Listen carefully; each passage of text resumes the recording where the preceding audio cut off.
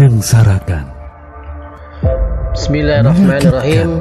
Editorial Kabar Sirkah edisi ke-16, Jumat 14 Januari 2022, dengan tema Batubara dikuasai kartel oligarki kapitalis, rakyat jadi korbannya. Assalamualaikum warahmatullahi wabarakatuh. Apa kabar pemirsa sekalian? Jumpa lagi dalam editorial Kabar Sirkah edisi ke-16. Insya Allah setiap pekan Kabar Sirkah menyapa kita semua. Alhamdulillah sudah 15 edisi berlalu dengan tema tetap fokus pada bidang ekonomi. Walaupun beragam dinamika baik respon positif maupun negatif terhadap kehadiran Kabar Sirkah sebagai kanal digital berbasis ekonomi Islam telah memberikan warna dan semangat tersendiri dalam berkiprah di dunia maya. Pro dan kontra dengan isi konten editorial pun bermunculan. Bagi kita ini adalah indikasi Kabar Sirkah mendapat perhatian dari umat Islam di tanah air kita ini. Alhamdulillah. Terima kasih untuk kita semua yang sudah memberikan responnya. Semoga kita selalu dalam lindungan Allah Subhanahu wa Ta'ala. Amin ya Rabbal Alamin. Pada editorial edisi 15 sebelumnya, kita telah membahas terkait tema harga-harga yang naik padahal baru awal tahun 2022. Kali ini Kabar Sirkah mengangkat tema tentang kisruh pasokan batubara yang berefek negatif terhadap rakyat dalam perspektif ekonomi Islam. Kabar Sirkah akan mengupasnya secara akurat dan mencerdaskan. Masalah di negeri ini seperti benang kusut, entah dari mana menguraikannya sehingga didapat solusi yang tuntas. Umat Islam sudah terlalu lama dibelenggu pemikiran, perasaan, dan aturan sistem kapitalisme ini yang semenjak penjajah mulai berkuasa di tanah air kita ini telah diterapkan. Situasi dan kondisi serta kebijakan ekonomi secara makro dan mikro kental dengan rasa kapitalisme. Walaupun rejim dengan segala cara membantahnya, tapi cara dan konsep ekonominya jelas-jelas mempraktekkan status quo, mengikuti arahan para kapitalis dan dijalankan oleh antek-anteknya. Ini tidak bisa dipungkiri, faktanya memang seperti itu. Efek negatif yang akan menjadikan rakyat sebagai korban adalah terkait kebutuhan batubara bagi pembangkit listrik, terutama PLN. Pasokan listrik di negeri kita ini sekitar 65% masih mengandalkan batubara. Ini artinya jika pasokan batubara ke PLN bermasalah, maka bisa berakibat negatif terhadap ketersediaan energi bagi rakyat dan kebutuhan industri lainnya. Batubara merupakan bahan bakar fosil berbentuk lapisan batuan organik yang terutama terdiri dari karbon, hidrogen, dan oksigen. Batubara terbentuk dari tumbuhan yang telah mati, kemudian membentuk endapan atau gambut. Kemudian terkonsolidasi antara strata batuan lainnya, dan kemudian berubah oleh pengaruh tekanan dan panas selama jutaan tahun, sehingga membentuk lapisan batubara. Sebagian besar penggunaan batubara adalah untuk pembangkit listrik. Produk batubara yang dipakai untuk pembangkit listrik disebut dengan steam coal atau thermal coal. Adapun kegunaan lainnya adalah untuk proses peleburan pembuatan besi baja, dan batubara yang dipakai untuk ini disebut dengan coking coal. Kebutuhan akan pasokan batubara terus meningkat. Kebutuhan batubara untuk pembangkit listrik tenaga uap atau PLTU di dalam negeri terus juga meningkat. Asosiasi Produsen Listrik Swasta Indonesia atau APLSI mencatat mencapai 130 juta per tahun atau hampir 11 juta ton per bulan. Jumlah tersebut untuk memenuhi standar minimal 15 hingga 20 hari operasi atau HOP. Jika dilihat dari kapasitas terpasang PLTU milik IPP atau Independent Power Producer atau listrik swasta sebesar 17 gigawatt. Setidaknya kebutuhan batu bara yang harus dipasok produsen per tahun yaitu sekitar 51 juta ton atau sekitar 4,2 juta ton per bulannya. Sedangkan dengan kapasitas terpasang PLTU milik PLN sebesar 17,5 gigawatt, maka kebutuhan batu bara perusahaan plat merah ini sekitar 68 juta ton per tahun atau 5,7 juta ton per tahun. Dari komposisi ini jelas terlihat bahwa hampir 50% kepemilikan produksi listrik dikendalikan oleh swasta. Ironis sekali. Jadi, kalau ditotalkan, kebutuhan batu bara untuk kebutuhan pembangkit listrik sebesar 130 juta ton per tahun atau 11 juta ton per bulan. Jumlah tersebut belum memperhitungkan kebutuhan batu bara dari pelaku industri yang lain yang menggunakan pembangkit listriknya sendiri atau captive power. Sehingga untuk mendapatkan kondisi ideal, standar minimal 15 hingga 20 hari operasi, rejim harus menjamin ketersediaan batu bara sebesar 130 juta ton per tahun. Solusi permanen dan jangka panjang terkait pasokan energi primer PLN ini sangat dibutuhkan demi keandalan pasokan listrik ke masyarakat dan ketahanan energi nasional. Kedepannya, PLN akan melakukan kontrak jangka panjang dan perikatan volume dengan swing 20%. Sementara harga batu bara tetap akan mengacu pada regulasi rejim dengan skema kirim, cost, insurance, dan freight atau CIF atau beli batu bara dengan harga sampai di tempat atau skema free on board atau FOB, beli batu bara di lokasi tambang. Yang menarik dari Indonesia adalah walaupun jumlah cadangan batu baranya bukan yang terbesar di dunia, tapi Indonesia adalah eksportir batu bara terbesar di dunia. Hal ini menjadi masalah bagi rejim untuk mengendalikan produksi batu bara demi kelangsungan dan ketahanan energi di masa depan. Pemadaman listrik bergilir akan menjadi skenario terburuk krisis pasokan batu bara ini yang dialami oleh pembangkit PLN. Skenario terburuk ini terjadi jika PLN mengalami kekurangan pasokan dalam waktu cukup panjang. Selain pemadaman listrik bergilir, skenario terburuk dari krisis pasokan batu bara ini adalah rejim memperlakukan kebijakan lain, seperti meminta pelanggan listrik besar atau industri untuk menurunkan konsumsi guna mengurangi beban listrik. PLN terpaksa menanggung harga batu bara lebih tinggi jika tidak juga berhasil mendapatkan pasokan dari Domestic Market Obligation atau DMO.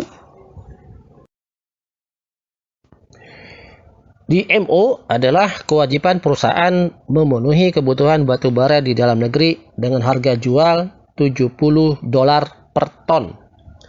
Masalah kekurangan pasokan batu bara ini bukan hal baru, bahkan ini merupakan masalah yang lama.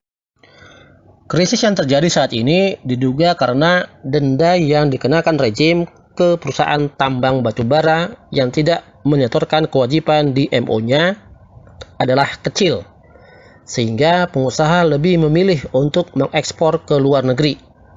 Namun, bukan cuma pengusaha yang harus berbenah, tetapi juga PLN itu sendiri. Perusahaan setrum negara ini dinilai perlu memperbaiki tata kelola dan tata niaga.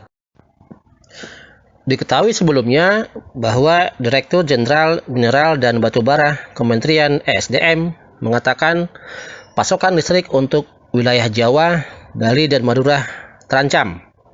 Hal tersebut terjadi akibat rendahnya realisasi kewajiban pemenuhan batubara untuk kebutuhan dalam negeri atau Domestic Market Obligation (DMO) dari pengusaha batubara. Akibatnya, pembangkit PLN mengalami defisit pasokan batubara pada akhir tahun lalu. Pasokan batubara yang aman di PLTU PLN adalah di atas 20 hari operasi. Dari 5,1 juta metrik ton penugasan dari rejim hingga 1 Januari 2022 hanya terpenuhi sebesar 35.000 metrik ton atau kurang dari 1%. Ironis sekali. Dikutip dari website Kementerian SDM. Untuk mengatasi masalah tersebut, rejim memutuskan melarang pemegang izin usaha pertambangan atau IUP atau izin usaha pertambangan khusus atau IUPK melakukan ekspor batubara.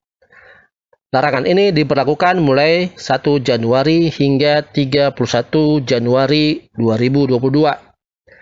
Tetapi sebelum tanggal yang ditetapkan, akhirnya rejim mencabut sendiri kebijakannya. Ironis. Mengapa krisis batubara ini terjadi? Ternyata Undang-Undang Minerba Nomor 4 Tahun 2009 menjadi karpet merah bagi para kapitalis asing dan asing serta domestik menguras sumber daya alam negeri ini. Undang-undang ini membuka lebar bagi para kartel oligarki kapitalis menguras kekayaan alam negeri ini. Poin-poin kritis Undang-Undang Minerba tersebut antara lain adalah 1. Mengeliminasi peran negara. Padahal dalam Pasal 33 Undang-Undang Dasar 1945 ayat 3 menyebutkan bahwa bumi, air, dan kekayaan alam yang terkandung di dalamnya dikuasai oleh negara dan dipergunakan untuk sebesar-besarnya kemakmuran rakyat. Namun faktanya Undang-Undang Minerba berpotensi hanya menguntungkan kemakmuran investor. Kedua, pada pasal 169A dan 169B, pemegang kontrak karya atau KK dan pemegang perjanjian karya pertambangan batubara atau PKP2B akan memperoleh kemudahan untuk mendapatkan izin usaha pertambangan khusus atau IUPK dan perpanjangan IUPK ini tanpa melalui proses lelang yang berpotensi seenaknya saja. 3. Pasal 47A menyebutkan jangka waktu kegiatan operasi produksi tambang mineral logam paling lama adalah 20 tahun dan dijamin memperoleh perpanjangan 2 kali masing-masing 10 tahun setelah memenuhi persyaratan sesuai peraturan perundang-undangan, sehingga perusahaan di PKP2B bisa menguasai tambang batubara sampai 2 dekade. 4. Terdapat definisi wilayah hukum pertambangan yang akan mendorong eksploitasi tambang besar-besaran, bukan hanya di kawasan daratan, juga lautan yang bertentangan dengan undang-undang pesisir dan pulau-pulau kecil. 5. Adanya perubahan dalam pasal 100 yang membuat reklamasi dan pasca tambang dimungkinkan untuk tidak dikembalikan sebagaimana zona awal. 6. Pasal 102 dalam revisi Undang-Undang Minerba juga menghilangkan kewajiban pengusaha batubara untuk melakukan hilirisasi serta memberikan segala insentif fiskal dan non-fiskal bagi pertambangan dan industri batubara. 7. Pasal 93 memungkinkan IUP dan IUPK dipindah tangankan atas izin menteri. Kapasitas rejim adalah hanya sebagai pembina dan mengawasi pertambangan dilakukan oleh masyarakat. Undang-Undang Minerba ini sangat investor friendly dengan memberikan berbagai kemudahan untuk memperoleh IUPK dan jaminan perpanjangannya. Undang-Undang Minerba ini juga tidak mendorong dan tidak menjaga kelestarian lingkungan hidup dan kelangsungan ketersediaan minerba dalam jangka panjang.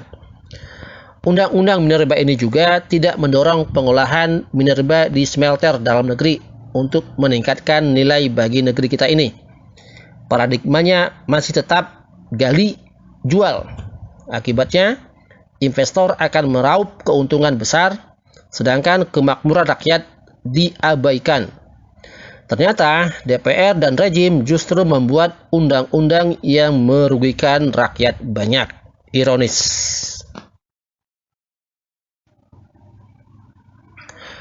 Lantas, bagaimana ekonomi Islam memberikan solusi dari masalah ini? Hal ini bisa kita kaji lebih dalam berdasarkan hadis dari Rasulullah Shallallahu Alaihi Wasallam tentang tambang garam.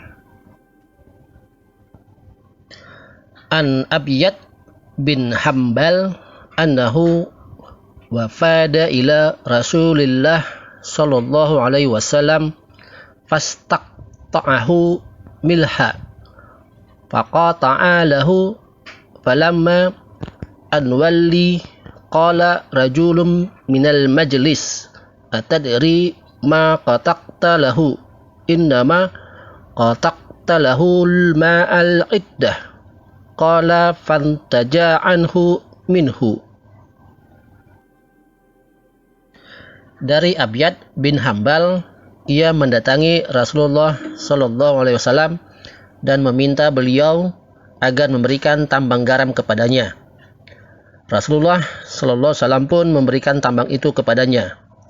Ketika Abyad bin Hambal radhiyallahu anhu telah pergi, ada seseorang laki-laki yang ada di majelis itu berkata, "Tahukah Anda apa yang telah Anda berikan kepadanya?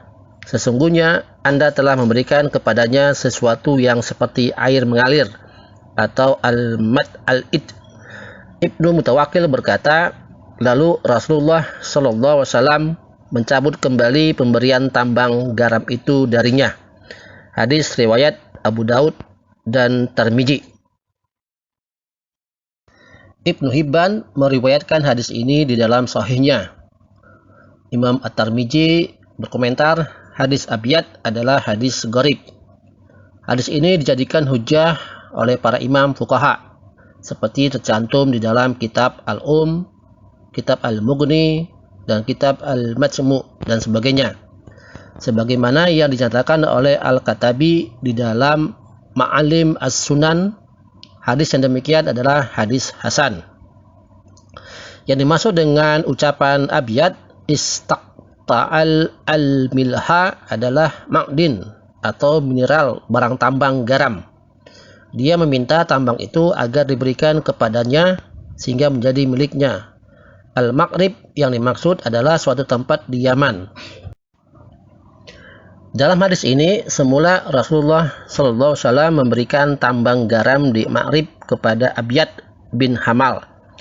Namun setelah diberitahu bahwa tambang itu seperti air mengalir atau al-ma'al al-id, maka Rasulullah SAW menarik kembali tambang itu. Ini menunjukkan bahwa tambang yang sifatnya seperti al-ma'al al-id tidak boleh diberikan kepada individu, yakni tidak boleh dikuasai dan dimiliki oleh individu. Hal ini memberikan pemahaman bahwa sifat seperti air mengalir itulah menjadi ilat atau sebab penarikan kembali pemberian tambang itu. Dari penjelasan di atas dapat disimpulkan: 1. Hadis ini adalah dalil bahwa barang tambang yang depositnya melimpah atau besar adalah milik umum dan tidak boleh dimiliki oleh individu. 2. Dalam hadis tersebut, Rasulullah SAW yang menarik kembali tambang garam yang beliau berikan kepada Abyad bin Hamal setelah beliau mengetahui bahwa tambang garam tersebut depositnya melimpah. Maka tambang garam tersebut tidak boleh dimiliki oleh individu dan merupakan milik kaum muslimin. 3. Ini berlaku bukan hanya untuk garam saja, seperti dalam hadis di atas, tapi berlaku pula untuk seluruh barang tambang. Mengapa demikian? Karena larangan tersebut berdasarkan ilat atau sebab yang disebutkan dengan jelas dalam hadis tersebut, yakni layaknya air yang mengalir. Maka semua barang tambang yang jumlahnya seperti layaknya air yang mengalir, yang depositnya melimpah atau besar, tidak boleh dimiliki oleh individu atau diprivatisasi. Penjelasan para ulama terkait dengan topik ini diantaranya sebagai berikut. Imam Ibnu Qudamah berkata, adapun barang tambang yang melimpah seperti garam, minyak bumi, air, apakah boleh orang menampakkan kepemilikannya? Jawabannya ada dua riwayat dan yang lebih kuat adalah yang tidak membolehkannya. Ibnu Qudamah dalam kitab Al-Mughni. Dan di kalangan mazhab Maliki berpendapat bahwa barang tambang baik melimpah maupun tidak boleh dimiliki dengan kepemilikan yang sifatnya khusus atau privat, meski barang tambang tersebut terdapat di dalam tanah yang kepemilikannya bersifat privat atau khusus. Ibnu Rushd dalam Al-Muqaddamat Al-Mumahadat. Jadi, konsep kepemilikan dan pengelolaan tambang ini terkait dengan konsep kepemilikan dalam Islam. Adapun kepemilikan dalam Islam dibagi menjadi 3, yaitu 1. Kepemilikan individu, 2. Kepemilikan umum, mencakup fasilitas publik, barang tambang yang depositnya melimpah, dan barang yang secara pembentukannya mustahil dikuasai oleh individu. 3. Kepemilikan negara, di mana tambang yang depositnya melimpah termasuk kepemilikan umum sesuai hadis di atas. Barang tambang dengan deposit melimpah seperti migas, nikel, tembaga, batu bara dan sebagainya termasuk kepemilikan umum atau milkiyah ammah. Syariat melarang individu menguasai dan mengelola barang tambang seperti tambang garam, migas, nikel, dan barang-barang tambang lainnya yang depositnya melimpah atau besar. Jadi, berdasarkan syariat Islam, faktanya tata kelola tambang dalam hal ini batu bara di negeri kita ini menyalahi syariat Islam, sehingga dampaknya dapat merugikan rakyat. Tambang batu bara yang depositnya besar melimpah justru dikuasai sekelompok kecil pengusaha, yaitu pengusaha-pengusaha kelas kakap. Apakah kondisi ini terus dibiarkan? Negara dikelola oleh orang-orang yang tidak tahu dan tidak memahami syariat Islam, walaupun masih mengaku agamanya Islam? Jelas tidak. Jika dibiarkan, kita semua akan menanggung resikonya. Sesuatu yang tidak sesuai dengan syariat Islam, apalagi yang berurusan dengan masalah publik, pasti akan menuai bencana. Sistem ekonomi kapitalisme yang jelas-jelas buatan manusia dengan akalnya yang terbatas tidak akan mampu menjawab problematika ekonomi manusia secara tuntas. Allah Subhanahu wa Ta'ala sudah memberikan solusi melalui syariat Islam, tapi mayoritas manusia dan umat Islam justru tidak menjadikannya sebagai rujukan untuk solusi memecahkan masalah yang dihadapinya.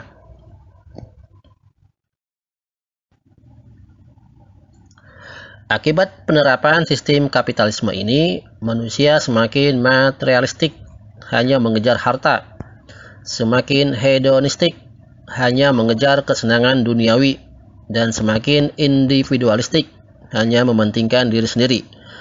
Akibatnya, ikatan antar individu semakin rapuh. Semakin berat beban hidup dirasakan oleh rakyat secara individual.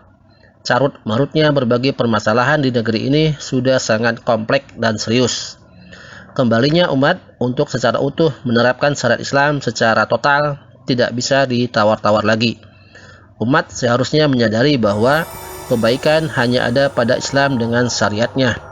Dan sejarah telah membuktikan bahwa dunia pernah mengalami kesejahteraan dan kemakmuran dalam sistem Islam melalui institusi khilafahnya, bukan dalam sistem sekuler oligarki kapitalisme oleh negara-negara barat yang telah nyata-nyata gagal membawa kebaikan.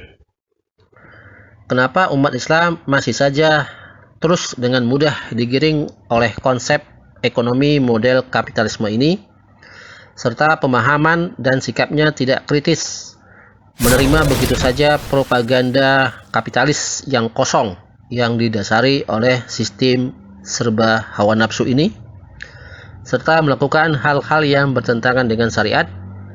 Jawabannya, karena sistem ekonomi kapitalisme warisan penjajah dipaksakan dan diterapkan sejak masa penjajahan dahulu, serta sejak dini umat Islam sudah dibentuk pola pemikiran sekuler melalui pendidikan berkurikulum sekuler, mulai dari bangku sekolah dasar hingga bangku perguruan tinggi. Umat Islam sudah dicuci otaknya dengan doktrin dan pemahaman bahwa agama tidak boleh ikut campur dalam urusan bisnis atau ekonomi. Rejim ini sesungguhnya adalah pelanjut dan pewaris penjajah dengan sistem ekonomi kapitalismenya yang sangat membuka lebar dan mendukung praktek-praktek ekonomi haram. Akibatnya, umat semakin jauh dari pemahaman Islamnya, bagaimana yang seharusnya sesuai dengan syariat Islam. Sudah saatnya umat Islam sadar dan tidak lagi ikut-ikutan berekonomi model kapitalisme ini yang jelas-jelas sifatnya merusak tatanan kehidupan. Sekarang umat Islam harus memilih kapitalisme atau Islam dalam mewujudkan kemakmuran dan kesejahteraan bagi manusia dengan menerapkan syariat Islam secara total dalam bingkai institusi khilafah. Semoga editorial Kabar Sirkah edisi ke-16 ini membantu memperbaiki pemahaman umat, insya Allah. Semoga bermanfaat. Sampai jumpa di editorial berikutnya. Kabar Sirkah, akurat, mencerdaskan. Terima kasih. Wassalamualaikum warahmatullahi wabarakatuh.